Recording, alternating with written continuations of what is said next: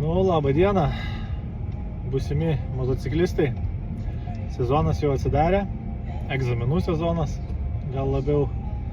Tai šiandien pirmasis egzaminas, persilaikėm teisės.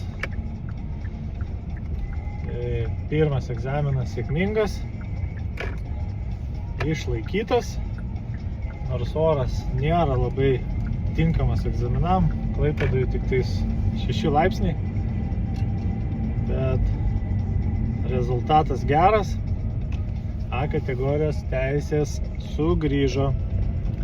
Tai sėkmės besilaikantiem ir jeigu tu irgi nori įgyti A kategorijos teisės, gali kreiptis į Pajūrio vairavimo mokyklą, joje aš ir dirbu, išmokinsiu, paruošiu išlaikyti A kategoriją, o gal tu turi teisės ir ilgai nevažiavai, metus, daugiau, bet sugalvojai, kad vis dėlto nori važinėti su motociklu, o gal nusipirkai motociklą ir bijai su juo važiuoti, tai tokius paslaugas irgi teikiu.